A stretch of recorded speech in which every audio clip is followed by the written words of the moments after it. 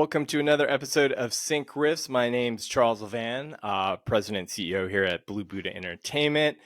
And welcome back, everyone. As you know, each week in SyncRiffs, we talk about syncs, the state of the music biz. And today we have this very special guest in the studio, music supervisor Jen Pyken. Good morning, Jen. Good morning. Thanks for having me. No, thank you so much for joining us. And to introduce Jen properly, Jen is a veteran music supervisor, having worked on films, TV, video games. Some of her work in the past has been shows like Las Vegas, One Tree Hill, Smallville, and then Workaholics, The Way Home. And in 2018, she was nominated for her work on NBC's This Is Us.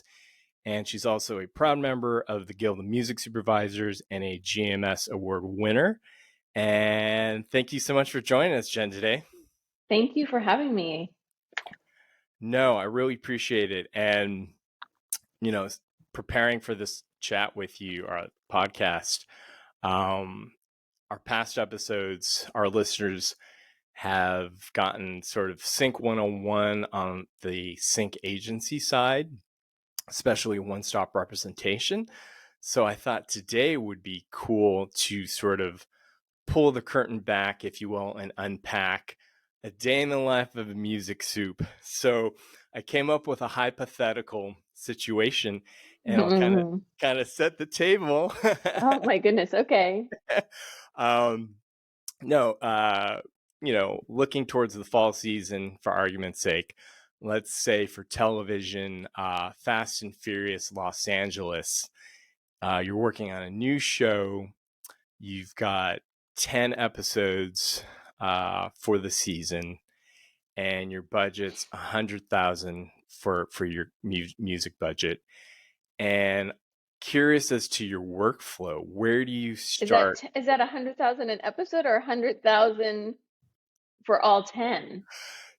Correct. 100,000 and up would be a dream in television. Okay, I'm just asking. I've been there before, and I've been below 10,000, so it's interesting to see that, it could go either way. Yes, no, and that would be a great insight as to what TV budgets are. But I was saying, 10K and up. Okay, great.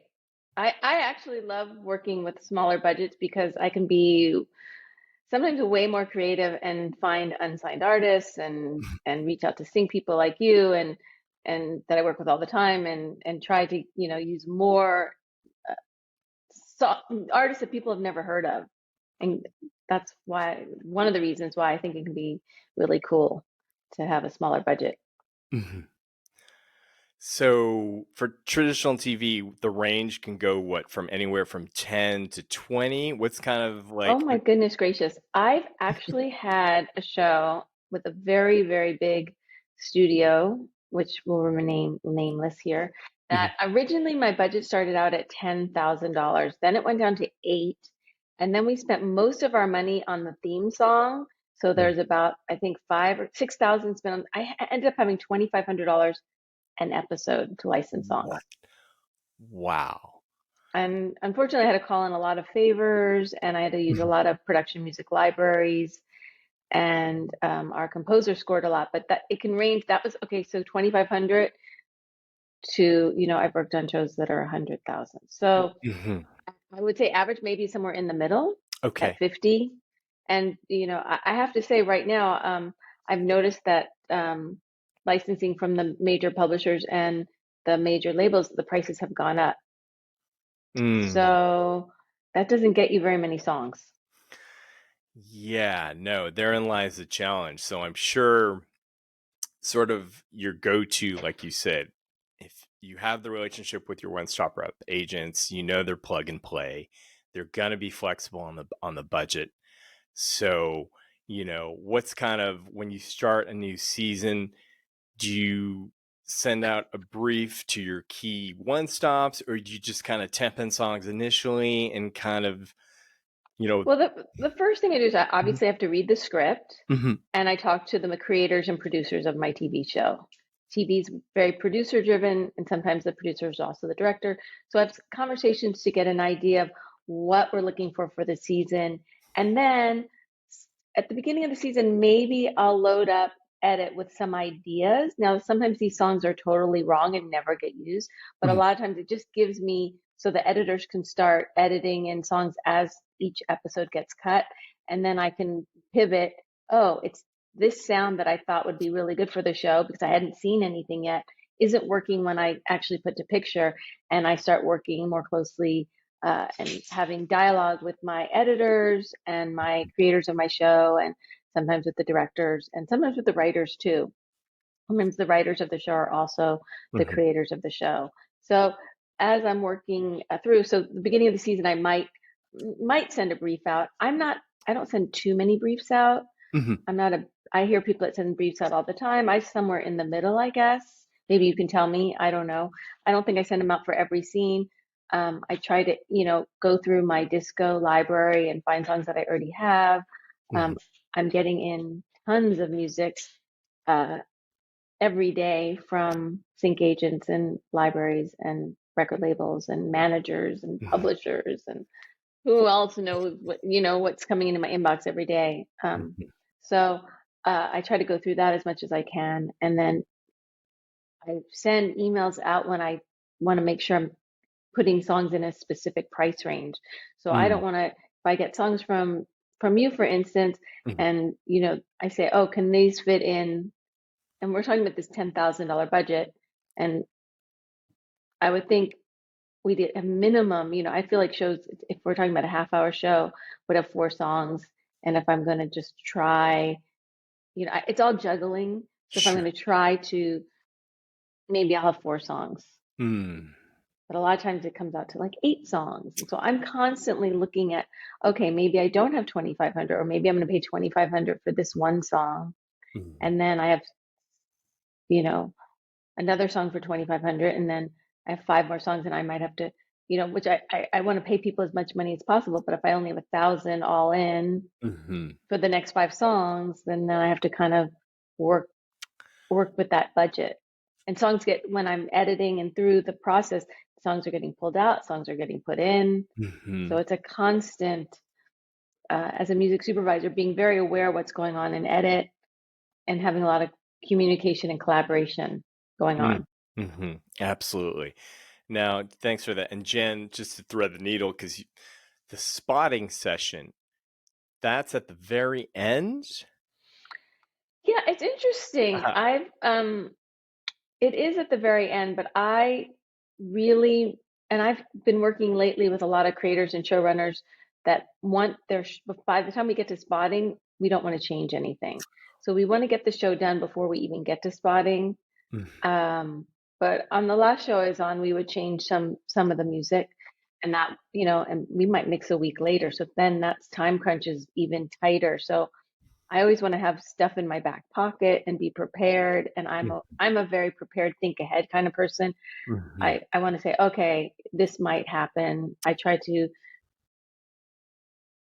triage before it even happens, or put the fire out, because Yeah. I don't want to be caught like, oh, okay, I've got to find these songs. And sometimes I do have to find songs that day after spotting. And then I Yeah. got to get them approved by the creators, and then I've got to get, if we have a music editor on board, get them to cut them in. So there's a big process of Mhm. getting those songs during spotting change. But my goal is to go to the spotting session and not have to change any songs. And Yes. I've actually recently, 2 shows I did in the last couple of years, they didn't have spotting sessions. They Oh. they wanted to turn in their cuts to the studio and network, or whoever they were turning into, completely done, and didn't, because as you get turn cuts in, there might be we can talk about that. There's several cuts that get turned in through the process, to the network and studio for notes. And so over time, I've come to the conclusion, for me, I want to get, and my showrunners feel the same way. They want to turn in a show that they feel is what they want the show to be, and not all of a sudden at spotting, it Well, changes and then the show airs, and the songs that we've had in throughout all the cuts are not in the show that airs. I see. So, wow, it's managing a lot of moving parts, and I think a good through line, Jen, is you touched on it. And to sort of set the stage, correct, you recently launched an online masterclass for music supervision, and I love what you came up, the 3 C's. If you want to draw that through Yeah, line, you yeah, touched, yeah. yeah. I did. When I started out, there was no classes in music supervision, and I was a coordinator, and I worked for a DJ. I did lots of different things related to music. I worked in soundtracks when there were soundtrack albums. There's few and far between now, but I worked, and then I had to spend like 8 years trying to figure out how to even do the job of a music supervisor. And then I had mentors, and I worked for a couple of music supervisors, but I came up with this class because I was like, I don't want people to have to go through what I had to go through. And I came up with what you were talking about, the 3 C's, which is creativity, collaboration, and clearance.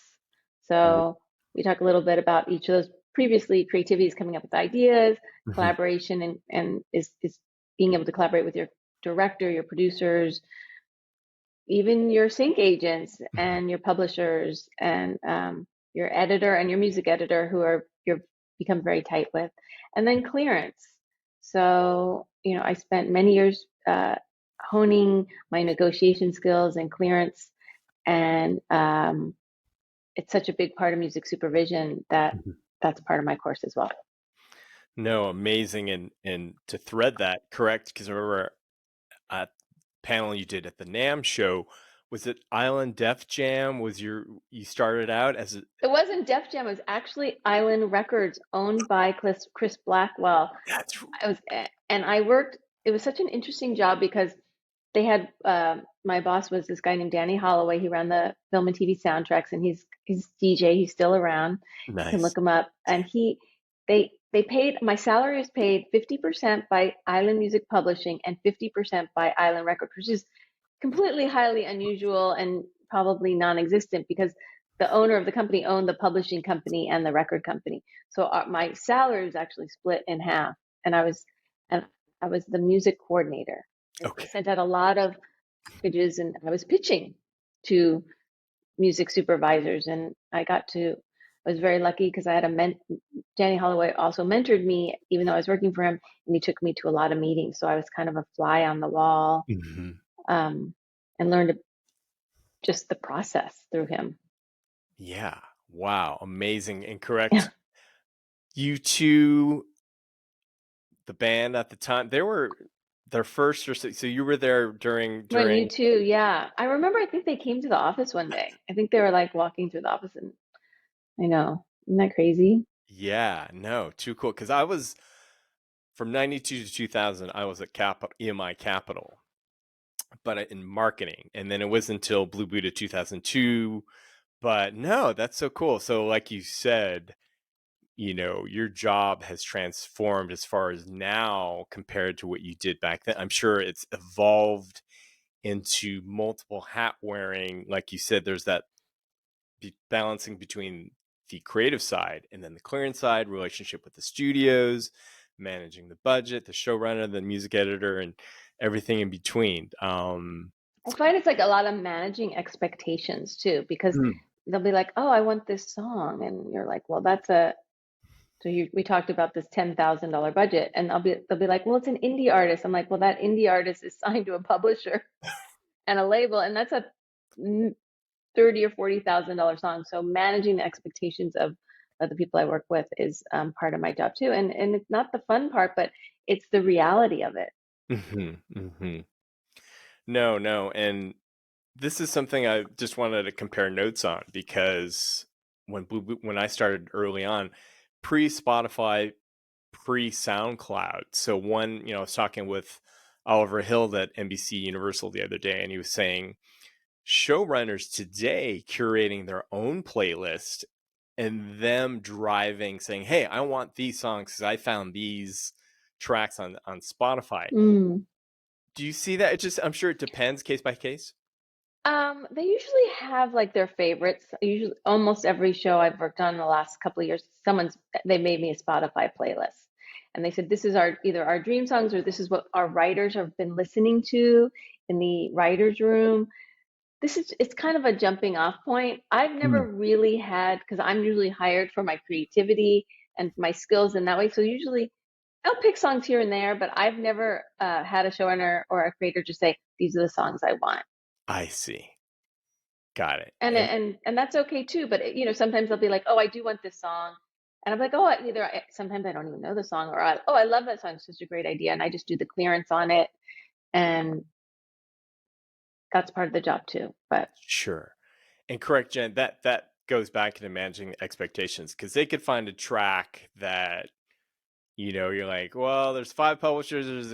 Who owns it? We don't know. It could be something obscure. It could be, a rabbit hole you have to research. yeah, I don't mind researching. I'd rather come back to them and say, "Hey, I've researched it," and I'll come back with like a guesstimate. Like I never say this is the estimate because I could guesstimate 30,000, then it comes back in at 45,000, or I can guesstimate it be 10,000, it comes in at 7. So I usually try to use that word because I never know. It's sort of, I make a lot of calls before, especially when I work on projects that have a budget of $10,000. I set up in advance. I make lots of phone calls. Send a lot of emails. I uh, let them know this is my budget for the show, or maybe not tell them the exact budget. This is the parameters I have, or I'm looking for songs in a certain price range because Mhm. I know that I'm not going to be able to pay even $5,000 a song. And Right. my biggest thing is that I've been told this a million times. Well, maybe not a million, but maybe 100 times, that we're only going to use 2 or 3 songs. And inevitably, there's 10 needle drops in that episode. That means needle drops are 10 songs are being placed. So you might not, it might just be that little song playing in the background that you don't really hear, but that is a placement and that's going to cost money. Mhm. So whenever I hear 2 or 3 songs, I'm just like, it's never happened to me, at least. I hear of other music supervisors that it's happened to, but not me. Yeah, yeah. No, so that's actually a through line because watching some various episodes of recent PV placements, transitional songs. So if one scene's transitioning to another scene, and maybe they use 5 seconds of a song just to help move from one scene to another. So, like you said, And it might be even more than 5 seconds. You're only hearing 5 seconds, but they're rolling it in really low for like 3 seconds, and then you hear it for 5 seconds, and then it's fading out for 10 seconds. So it could be like a 20-second usage that sounds like 5 seconds, I see. Correct. Okay. right? Yes, because we always get this question. Pre-lapping, which is you're pre-lapping, which means you're using the song for the scene before and you're pre-lapping it into the next scene. So And who determines that? Is that when you're meeting with the showrunner, or is that who kind of determines or is that your role? sometimes I'm sitting with the music editor and we're putting the songs in earlier and later. Sometimes it's the editor. Okay. Usually the showrunner and creators are sitting in edit. They work in edit, and sometimes they're doing it sitting with the editor. Now it's like kind of all on Zoom, but or Mm. online that they're doing editing. But it used to be you would go sit in the edit bay, and sometimes I would go sit with the showrunners. Mhm. Sometimes they would just sit in there, and they're playing songs. I've sent like 3 songs for a scene, and they're trying those 3 songs, and either they're working or they're not working, or the Mhm. editor's already cut one in. So Mhm. there's several people involved, and that's where collaboration comes in. Mm. And if when I go to spotting, I might say, we talked about spotting sessions. I might say in spotting, like, oh, like this happened recently. We had a song coming in and then it was ending. And then we went up to a girl's bedroom. She screams down, one of the characters screams down and said, hey, come on up. And she's listening to her radio. So we made that song that came all the way through the beginning of the episode as the song playing on the radio. So Okay. originally there was another song in there. So that saved me a placement. So that would have been 2 songs, but I Mhm. had to go back and re-clear the song. The first Mhm. song that played Mhm. stopped, and then there was a song in the bedroom. So that helped me with my budget Mhm. somewhat. It was kind of a big song, and I had to extend it another 30 seconds, which Mm. can cost more money. Or, with indie artists, that usually they're like cool about it. Like, yeah, great. They want to hear their song longer. Yes, yes. No, no, that's incorrect with your current show, The Way Home. A lot of indie artists. What's kind of the musical palette for that show? It's sort of interesting because the musical palette really is um, kind of a singer-songwriter, folky vibe pop, indie pop for present day. But Mm, we time travel back to 1999, so I couldn't use any songs post 1999. So if it was recorded in 2000 and took place in 1990, they're very specific, keeping with our timeline mhm, because several things happen in the episode in the year 2000. So we want to really, timeline on that show is very key. mm, So I had to find some, and because it time travels, one of the ways to place you in another era is music. So you have the clothes that make people look like the 90s, you have right. the cars, you have different things, but specifically music can really help place you in a time period. Hairstyles, Mhm. all these things, even though 90s are back, but we had to really make sure that we knew that we were in 1999. So we used Britney Spears, Baby One More Time. We used David Gray. We use Alanis Morissette. It could be pre 99, it could be 98, but then Mm, I had to find some smaller, not as big hits because of my budget. mhm, mhm. And then Yeah. even I used, and then specifically, even in the cafe scenes, they go to a cafe in 1999. They wanted songs from 1999, like not library sound alike. So it was really challenging because in the 90s, Mhm. they didn't record as much and people didn't have recordings. So I found I called a lot of my sync agents and said, what do you have from 1999?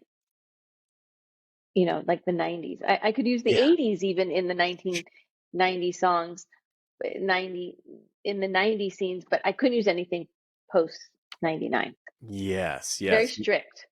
No, and that's something we talked about in past podcasts about the importance of metadata, the year of release, and those types of things. But as you were sort of walking that through, Jen, I had the flashback of correct Alias when you worked on that hit Oh my show. gosh. You talk about killer palette of music from the action scenes, and like you said, the music became the third character. Um, Yeah, we used a lot of cool electronica. She was traveling all over the world. So we would try to find music from wherever, every time we read a script, we would sit there and go, okay, she's in, Pakistan or wherever she would be, mhm. wherever Jennifer Garner's character would be, we would have to kind of come up with a sound. Yeah, And back then there weren't as much, honestly, I think a show like that would be interesting to do a playlist. Maybe I'll do a playlist for Alias or something. Like if yeah, I did Alias present day or, mm, yeah, right? So yeah. um, that was a cool, fun show to work on. No, no, and as you know, I mean, me being the electronic, that was I loved pitching for that show, and God, and I think time flies by because I remember, between yourself, Madonna, and Lindsay when I took your guys' UCLA extension class, you know, albeit I was on the other side as a sync agent, but you guys really set the table and sort of detailed, hey, whether you want to be a music super or a sync agent, here are the details because clearance, publishing, we talk about in past podcasts, creative's one aspect, but for independent artists looking to enter the space, you got to know, your co-writes, your split sheets. Yeah, I mean, it's So, really important to have one stops and have it all cleared and ready to go because TV's so fast. And you talked about metadata. Metadata is so important. I mean, you need to have uh, I noticed though when I was doing this 90s thing, just to go back to that, the sure. metadata would be all wrong. And they would, so I would always double checking everything. Sometimes the metadata was wrong. So I was working with very specific time period and they were very specific, no sound alikes. So Mm. I was doing as part of a music supervisor is doing your due diligence to make sure that it's the correct time period. Hmm. But and trusting your sync agents. Yes, correct. If it's an indie artist, you don't have the timing go into BMI or ASCAP to recheck to make sure that whatever writer pub invokes, No. yeah, exactly. So we impress upon our artists that we work with, whatever they give us, we vet it and we check it. I mean, we make sure it's been registered properly. Otherwise, that could be lead to issues. Right. And what I talk about in my class too is cue sheets. Cue sheets are really important. Make sure your information you're publishing is correct, your splits are correct. Because you don't want to. I recently had someone and it was kind of a big song. They're like, they're still sorting out the publishing. I don't know why. I'm like, I'm turning in the cue sheet today. I really want to I kept pushing and pushing to try to get an approval on what their actual publishing company name was for the cue sheet. Because you do get royalties from BMI or ASCAP. So it's so important that you're dotting your T's and dotting your T's. You're dotting your I's and crossing your T's. Or Yeah. crossing your T's and dotting your I's. So that these are all part of presenting your songs. And so the person knows that you know what you're talking about. Not like, oh, why? What do you mean? What's that? I don't have a lot of time. And unfortunately, I don't answer all my emails because I could spend all day, probably and all night just answering emails and not get any work done. So fortunately for me as a music supervisor, I can't respond to every single email I get, even from people that I know really well, because I'm either dealing with what I got to deal with my show and my work and get that done as well. Yes. No, 100%, 100%. And just to tie that in, because if we could talk briefly, because we get this question often, is sample packs like Splice. Oh, yeah. I honestly, I don't have an answer. I have to do more research on that. Okay. It's a really good question. Sure. But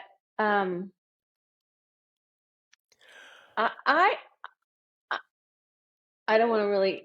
Here's the thing: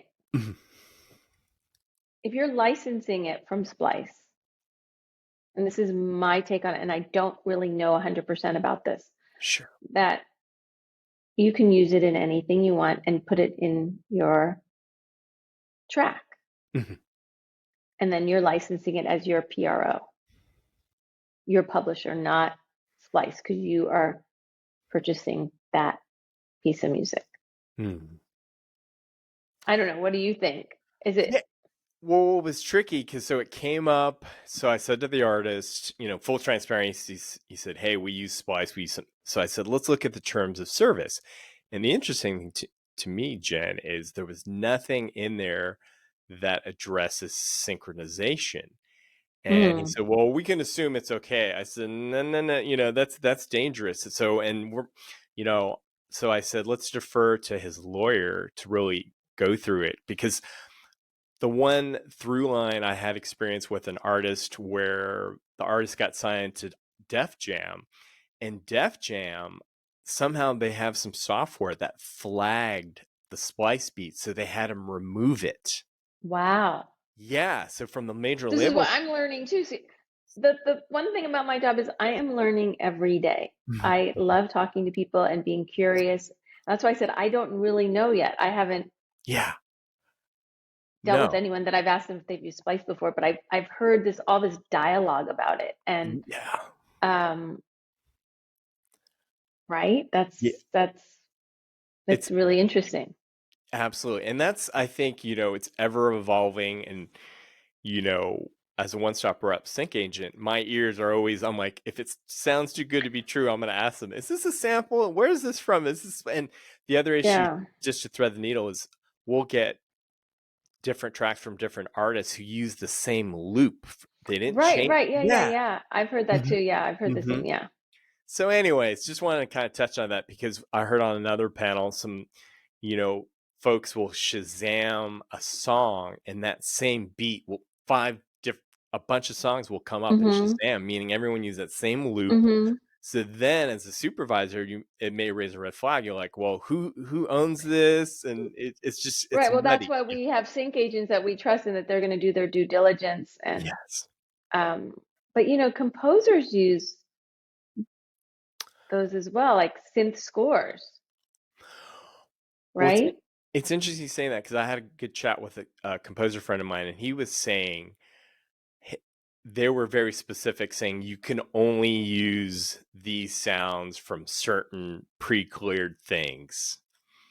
But That like, what about all the like, when you're doing the libraries of like the strings and the like all these libraries that are horn sections and Yeah, I'll have to go back to him, and because there were certain things, to your point, that he could only work with, and he couldn't use his outside sounds. Is how they remedied it. what are outside sounds? Or I mean, it, he couldn't use his sample packs that he had. He had to use what was pre-approved by them. Them being the producers or the network or this? Yeah, correct. Oh, So interesting. that was an interesting wrinkle. Yeah, I had never heard that before. I haven't either. And you don't usually ask your composers, like, what are you sampling? They're just turning in their score. Exactly. Yeah. So, Hmm. yeah. We're gonna have to have conversations off this podcast and talk a little bit more about this. I heard about this other panel, and I don't want to name the people on it, but I heard that they were talking about this too, and it got very heated. And I want to actually call one of the people that I'm friends with. I'm friends with a lot of music supervisors, so I want to call her and find out what she has to think, like what her take is. Very Yeah. interesting. No, I think that's a topic at the 2024 NAMM. There needs to be a panel Oh, I addressing. don't know if I want to be in the audience on that one at this point. Yes, I don't know if I have the answers. It's crazy. yeah, Things are no, changing. I mean, AI, there's just so much going on. yeah, it's there's a lot of moving parts and to be determined on the AI. And I think is one question we like to ask as a through line is advice for artists who are looking to get in the sync space. What one piece of advice would you tell them? Well, we talked about a couple of things. I think getting a sync agent is super important because there's so much music out there.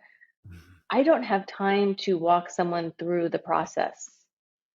Occasionally, I do find these songs that I just find on Spotify and I do track them down and I do license them.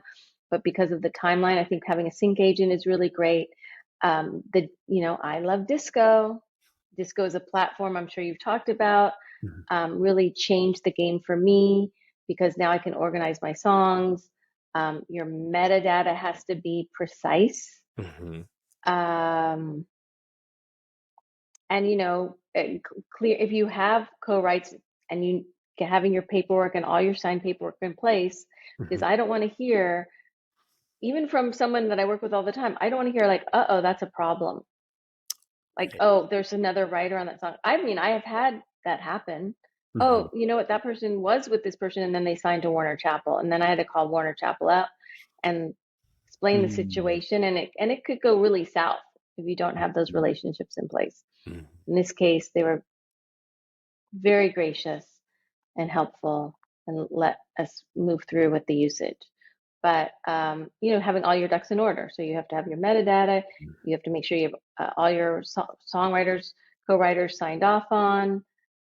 Preferably, I like someone that has a sync agent. Um, what else? And if you are pitching your own songs, not pitching too many songs to me. If I get like Mhm. more than 10 songs for if I am giving you a brief or I'm asked, if I get 10 more than 10 songs is way too many. Like really curate it to maybe 3 to 5 songs. And Mhm. sometimes 6, you can't, if you really, songs like The Way Home, songs about home. I was using a lot of songs about home, or I was listening to songs about home. We didn't really use that many, but I was interested in the idea because the show is called The Way Home. But um, not sending too many. Yes. Now, correct, depending on who you speak to. And every music supervisor is different, right? Correct. You can Yeah. talk to 10 music supervisors, you will get 10 different answers. Yes. I was going to say that because some music supervisors I know they'll say go through the sync agent or go to a Blue Buddha because otherwise you can get bombarded, and if you're Hmm. getting hit up by a bunch of indie artists, you're like, well, I already have my go-tos on the sync and one stop. So, But there's so many more sync agents now, which it must be really challenging for you. I mean, when I started, there was a handful, or two Mhm, handfuls. And now every mhm. day I get like a new sync. I'm like, who's this? I mean, I mean, literally today in my emails, a new one came in and I'd never heard of them. So yeah, I'm to your point. I remember in your way back, it was Danny Bonaire. You had format. You had So to your point, there comes a point where you're like, unless they have something where they're saying, "Hey, I've got back catalog from a label that interests you," correct? You may keep them in your back pocket, whether you need to reach out to them or you'll say, Sometimes I just like people that I like working with and they're fast and sometimes people don't send me the songs I'm that seem on target. Like there's some people that you're kind of music supervising in a way as a sync agent because you're listening. And then if I continue to get things that are sent from someone that seem really off, I might not go to them. And "Good then point." some people I know I've had really great success getting singer-songwriter from them. I've had other sync agents that have had like 50s, 60s, 70s music that have been really fantastic. Mhm, So I try, I have a running list, um, and I, update and put new people in and, mhm. try to keep it fresh, but also, like friends, old and new, and keep it Yeah, fresh, because yeah, trust is a really important part because if if something goes wrong and I'm on that mix stage and you have to have everything signed up before you even get to the mix stage, but uh, the mere fact that you really need someone to help, I find, walk you through the process. yes, no, 100%. And thanks for that, Jen. Just to on the side closing and to add that as far as exclusivity, because I'm seeing the trend now. A lot of artists, I tell them we need to go exclusive. So Jen's not getting hit up from 5 sync agencies pitching your same songs. It used to be a lot of people weren't exclusive. I like it that they're more exclusive now because I know that I am getting it from one person. But when I do get it from more than one person, I usually, whoever sent it to me that I actually listened to it from, I use that one because I, I mean, even if someone sent it to me 3 or 6 months before, I have to make that decision. And that's sort of how I did it. Maybe 6 months ago, I never even listened to it, but it's in my system. And mm, that I had gotten it today or this week from you. And uh-huh. so then I'll go, that's the way I figure out how to do it. Because I have people come back and say, oh, that's my song. And I'm like, well, I it's hard. It's like, Yeah. which kid's your favorite? Right. Right. They're all right. So, but the thing is that I'm finding more and more people are exclusive. Yeah. Yeah. Because otherwise it puts you in a pickle, so to speak, where, Yeah. yeah. And that's the last thing, folks want to do is put you in a spot. And then yeah. So, but no, I mean, that said, I think, you know, with all the content, like you said, there's so many shows, so many productions. So due diligence, do your homework, you know who your sync agent and who you're going to approach. And then if they do approach you directly, is have your ducks in a row. It's Yeah. I like that Amanda Krieg Thomas book, her sync book. Even though I don't agree with everything in there, I think it's a really great book mm, called Thinking in Sync. mhm. Um, for I'm about reading. I love to read, so I read a lot and try, even if it's something that I'm doing, I just try to have as much information as possible. And she wrote a whole book from a music supervisor's perspective, and it's a small book. And Yeah. Yeah, and that's right. I think PJ Bloom did the forward. hmm Great, and I think that's a great through line to sort of wrap our chat. Is incorrect because I think from time to time you'll share some key books that you will recommend that your reading list. Is there anything right now that's on your desk that you can rave about? I actually got Ari's new book. He Mm. actually did the new Business of Music. He has a new edition of it. I Hmm. actually got that new edition. So I went through the sync part and I was looking at that. Um, also, I've been raving about this book so much. People probably think I have a piece of it. I don't even know anything about it, but I love Rick Rubin's new book, A Creative Act. I think it's called The Creative Act Way of Being. And I just love it. I can open that book up to any page and just read it. and Oh, just his quotes, and it talks yeah. about being creative, and it talks about the creative process. And I'm like I've been recommending it to everyone. I couldn't put it down. So, Wow. I heard the same thing. Rick Rubin, and God, he must and have. I wasn't like, I was like, I don't know him, and I always like, oh, I was like, oh, what kind of, and I think this is the second book he's written, but this book I was like, wow, love, yeah. Yeah, no, no. He, God, I think from back in the day, the stories on the label side, and then yeah, in the sync space, to your point, there's a handful of books there, but no, I'm really excited as well, with what you're doing on the masterclass thing, because like you said, there's nothing out there that's comprehensive and correct. You Mm-mm. have interviews with music supervisors in there, your fellow colleagues, and you really drill down the art of music supervision. Yeah, I do PowerPoints, I give assignments, talk about clearance, cue sheets. It's everything I wanted to know that I didn't get when I was starting out. So I tried to, there's a mentorship you can do with it. Mhm. But it's been really fun, and I really love talking to my students, and I've, learning their process and learning how they want to get started and try to demystify what music supervision is. Mhm. Mhm.